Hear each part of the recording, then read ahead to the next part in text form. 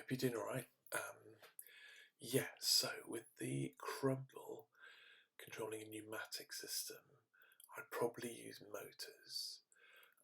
And what you'd have to do is you'd have to have your pneumatic system fixed at this end. So with your tube going to wherever it goes, the other syringe on the other end, and you'd have to fix it with a way that it could pivot like that.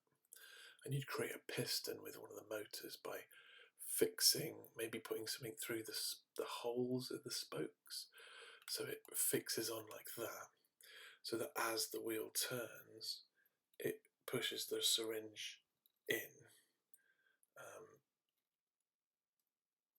like that. So a very simple kind of train piston type thing. So you'd have to time the motor to only be able to do like a 180, because obviously if it kept going, the piston would be going in and out and in and out. What you might want to do is have two motors back to back with the piston in the middle, because like that, because if you had one, the force of pushing it might twist, but if you had two motors together, that would be a lot stronger and would prevent the twisting, if you know what I mean. So I would have like an axle going through the hole in the spoke to the other hole in the spoke.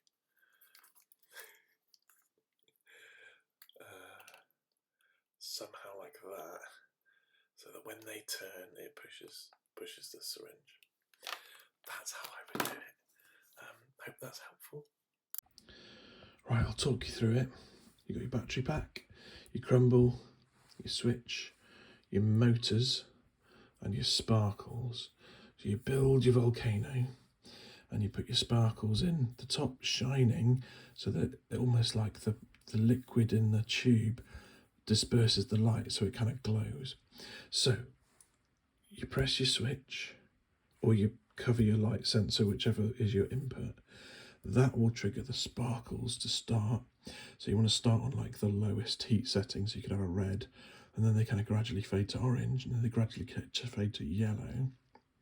And when they get to yellow, you could time it, so then the motors activate, these wheels rotate, it pushes the piston in and squirts the whatever you want.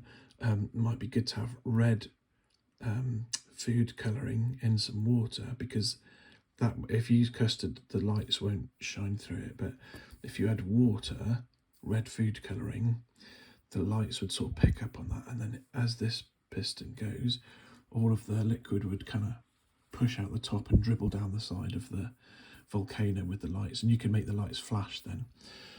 That's the way I would do it. Okay, let me explain the code to you and show you how it works. Obviously in Crumble you can only have one script running, so you can only have one program start. Right, so this first bit is waiting for the switch to be pushed. So I've got the switch going from the positive battery to terminal A, so it's waiting until A is high, which means you've pressed the switch.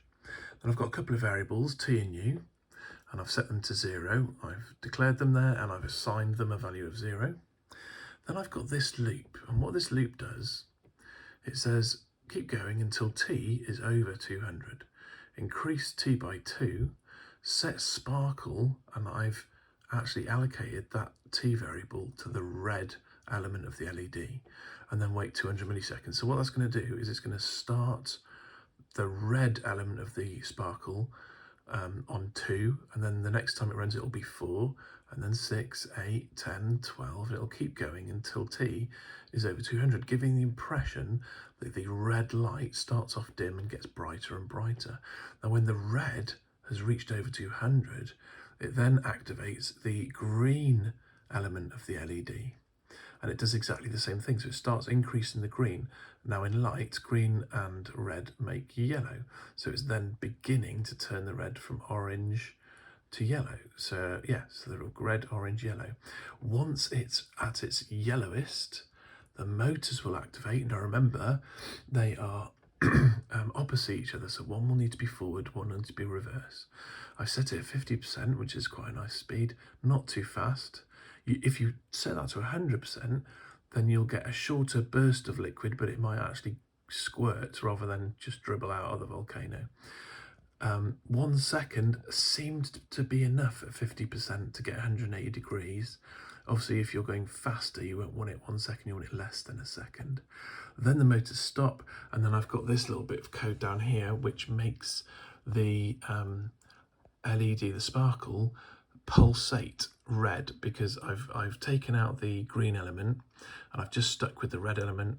So this first bit increases T by 2 up to 200, and then it decreases T by 2 till it's below 10, and then it will just keep going, increase and decrease. And because I haven't got a weight in there, it will actually do it quite quickly, so the light will be pulsating.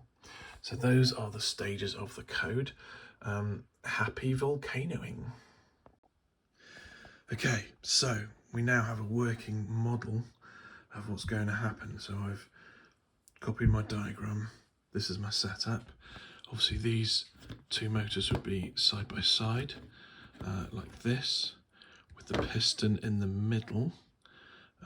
And you'd obviously have to have one going forwards, one in reverse to make sure they turn the same way, because they are opposing each other, they're opposite to each other. Right, so let's try it out. If I press my switch, I should see my volcano start to glow red, and then eventually these will start spinning. So let's see. So I'm going to push my switch now.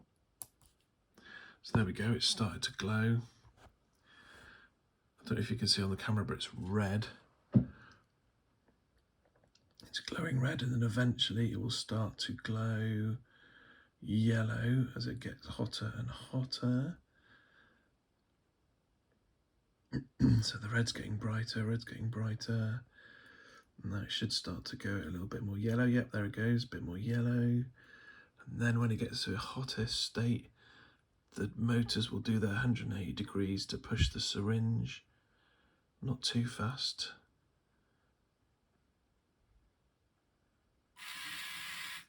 There it is, and then I've set the light to kind of flash and a pulsate in a kind of explosion-y type way.